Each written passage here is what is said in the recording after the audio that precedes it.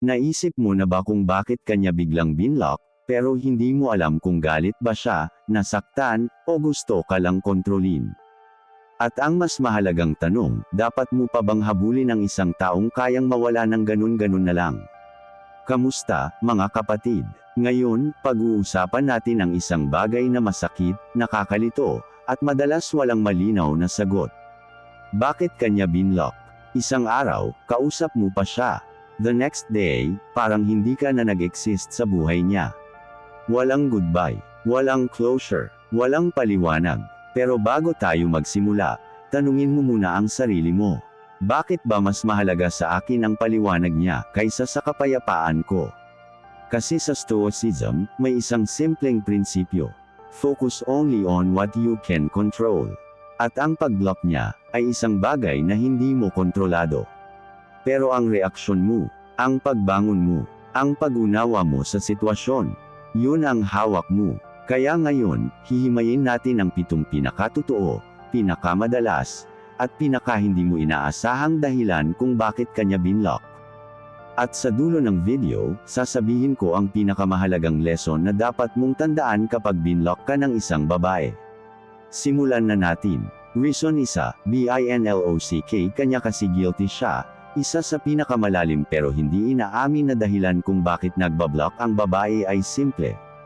Guilty siya, hindi dahil may ginawa kang mali, kundi dahil may ginawa siyang mali sa'yo. Kung may tinatago siya, kung may ibang lalaki sa paligid, kung may ginawa siyang alam niyang makakasakit sa'yo, madalas, ang unang instinct niya ay tumakbo, hindi umamin. Kaya kanya binlock. Bakit? Kasi kung hindi kanya i-block, baka magtatanong ka, baka makonsensya siya, baka makita niya ulit kung gaano ka kabait, baka ma-realize niyang mali siya, at ayaw niyang maramdaman yun. Sa madaling salita, she blocked you to silence her own guilt. Hindi ikaw ang problema, ang konsensya niya. Reason 2, binlock kanya para makahanap ng control. Ang blocking ay isang napakamadaling paraan para sa isang tao na maramdaman na may power ako. Kapag iniwan ka niya, nasasaktan ka. Kapag hindi ka niya kinausap, nagtataka ka. Kapag binlock ka niya, may emotional control siya. Blocking is not always about ending communication. Sometimes, it's about testing your reaction. Gusto niyang makita kung magpapanik ka ba, magme-message ka ba sa ibang account, magpaparamdam ka ba sa friends niya, mag-move on ka ba o maghihintay. Kapag naghabol ka, panalo siya. Kapag nagpakalalaki ka, natatakot siya. Ito ang hindi niya inaamin. Blocking is often psychological warfare. At kapag hindi ka nag-react, dun siya hindi mapakali. Reason 3, binlock kanya para mas madali siyang makalayo. May mga babae na hindi masamang tao, pero mahina ang emotional discipline nila. Ano ibig sabihin? Kapag nag-break kayo, hindi sila kayang humarap sa emotions nila. Hindi nila kayang hawakan ang sakit, lungkot, o guilt. Kaya ang gagawin nila, ay shut down kanila. Blocking becomes a coping mechanism. Ganito isip nila, kung hindi ko siya nakikita, kung wala ang messages niya, kung wala akong maririnig mula sa kanya, baka mas madali akong makamove on. Hindi kanya binlock dahil ayaw kanya. Madalas, binlock kanya kasi mahina siya emotionally. Hindi kanya kayang kausapin ng harapan. Hindi niya kayang magbigay ng closure. Hindi niya kayang panindigan ang sakit na gawa niya. Remember, strong women communicate, weak women block. Reason 4, binlock kanya kasi may pinapatogi siyang image sa bagong lalaki. Isa sa pinakamasakit pero totoong dahilan. May bago, at mas masakit pa dito. Ayaw niyang makita ng bagong lalaki na may connection ka pa sa kanya. Kaya kanya binlock. Hindi para masaktan ka, pero para, mukha siyang single na matagal na, mukha siyang over you, mukha siyang mabait, mukha siyang walang sabit, mukha siyang loyal. Pero ang tanong, totoo ba? Hindi. Kasi kung talagang wala ka ng halaga sa kanya, hindi kanya kailangang i-block. Only people we fear losing, are the people we restrict access to. Kaya tandaan mo, kung binlock ka niya dahil may iba, mas lalo kang hindi dapat maghabol. Reason 5, binlock kanya para hindi mo makita ang mga bagay na ayaw niyang pansinin mo. Bakit ba nagbablock ang babae minsan?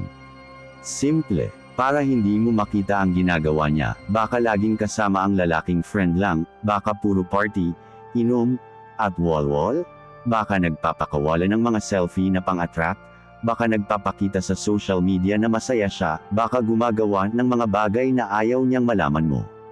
Kapag may tinatago, blocking becomes a shield, not from you, but from accountability.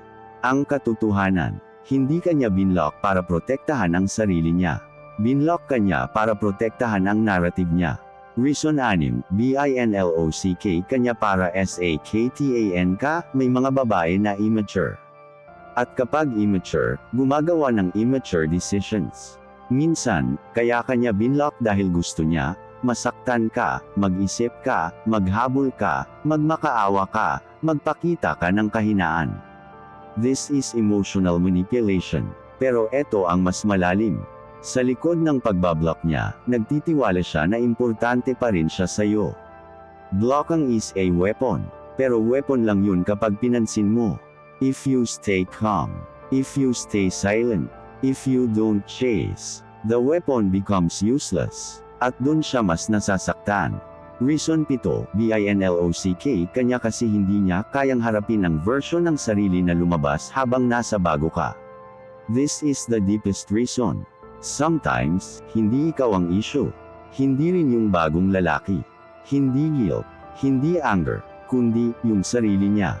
May mga babae na alam nilang naging iba sila habang kasama ka, mas naging selfish, mas naging controlling, mas naging emotional, mas naging takot, mas naging insecure, mas naging immature. And when the relationship ends, ayaw nilang makita ang sarili nila through you. Blocking becomes an escape from reflection. Iniiwasan ka niya, kasi kapag ini-encounter ka niya, nakikita niya ang sarili niyang ayaw niyang tanggapin. She's not running from you. She's running from the truth. Kung binlock ka niya, isang bagay lang ang dapat mong tandaan. It's not your job to force your way back into someone's life. Sa Stoicism, may core principle. If it is not up to you, let it go. Hindi mo hawak ang emotions niya. Hindi mo hawak ang hilang niya. Hindi mo hawak ang decisions niya. Pero hawak mo, ang dignidad mo, ang katahimikan mo, ang self-respect mo, ang pagbangon mo, ang value mo, ang future mo. Let her block you. Pero ikaw, i-block mo na rin ang sakit. I-block mo ang paghabol. I-block mo ang illusions. At i-unblock mo ang sarili mo mula sa past. Dahil ang taong kayang i-block ka ng walang paliwanag, ay hindi ka dapat balikan.